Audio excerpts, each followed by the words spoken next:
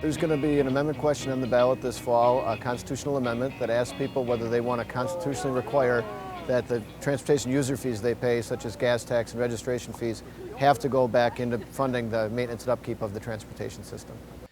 And if you look at, there's national surveys that are done every year. There's a group, if you ever want to go online and look, called Area Development, areadevelopment.com. And every year they survey the top CEOs and consultants across the country about what are the site selection factors they look at for when they decide they want to locate a business in a given area, expand in a given area. And they literally have, I think, close to 100 factors that they all weight and they look at for why these folks make these decisions.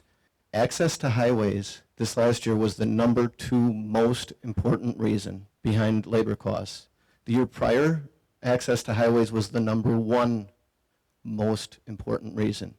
Every year within the last 7 years, it's been either #1 or #2 most important reason that businesses look at when they decide to locate in a given area, create jobs, expand, and do all those things. So we think it's vitally important, and it's a role that government directly can have an involvement in,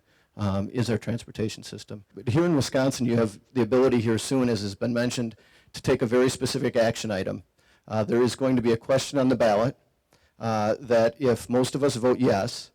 the Constitution in the state of Wisconsin will be amended, and it will require that when you pay your $75 each year to register your vehicle, and when you go and fill up the car and pay gas tax, that money goes into a state transportation fund, and it goes, and it's always supposed to, but now it will be constitutionally required if we vote so, that it has to be spent only on the maintenance and upkeep of the transportation system. It's really important to a bunch of groups across different businesses, labor, management, grocers, retailers, all kinds, because it really is the backbone of our economy, and for a while we were raiding that fund to use it for other purposes, and it's left us in a difficult situation on how to fund our transportation system.